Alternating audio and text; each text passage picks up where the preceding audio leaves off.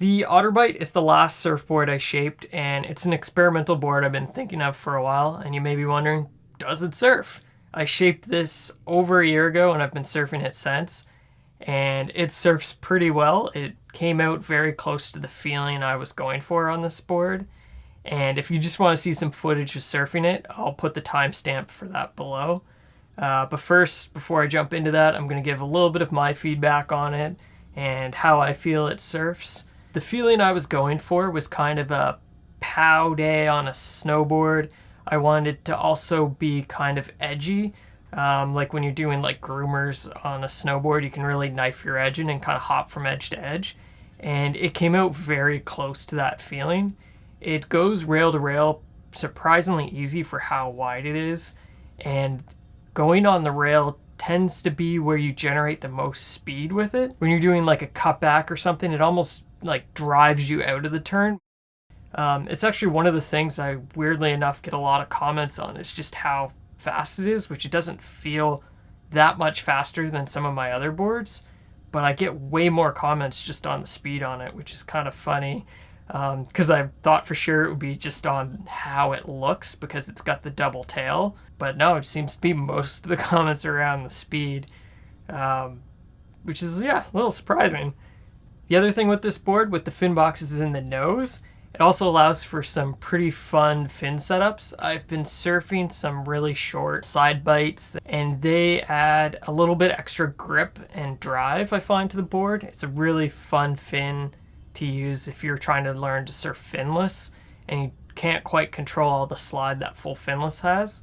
But those in the nose and in the tail have been really fun because you can do like a pop shove it, and then you can surf the nose the exact same way as the tail, which is a little bit tricky to do and you kind of need the right conditions, but it is really fun to do. Finless surfing this board has been a very big surprise. I thought for sure I'd be able to 360 it no problem, but the side cut with the extra channels in the nose kind of almost stops it from spinning. So you can get to slide a little bit, but it's definitely much more controllable than I thought it would be. It's something I need to experiment more with. I tend to just toss in a couple short fins. The thruster set has been really fun when the waves have been like shoulder to head high. The quad set has been really fun too, especially with like a more raked back quad. It really claws in, and when you cut back and bounce off the whitewater, it really projects you forward out of it. But I haven't quite found the exact fin set I want to use all the time. Is it something I'm going to shape again? Probably not identical to this, but I'll definitely shape something based on it. I have a couple ideas of things I'm going to change just to see what happens if I change them. The big one being making it more narrow. The other is maybe just changing the rails a little bit and how they're shaped.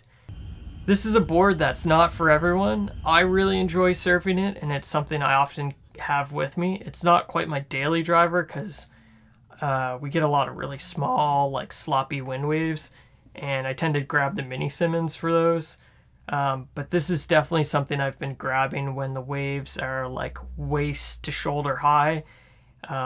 When we have gotten larger days, I've gone back to the shortboard because I don't get to surf it that often, so I like to jump on that when I can. But I'm definitely going to try to get this out in some bigger storms this year and hopefully be able to see how it handles those. But with all that being said, here's some clips from some random days of surfing this board, and hopefully I'll be able to get some more footage surfing this soon.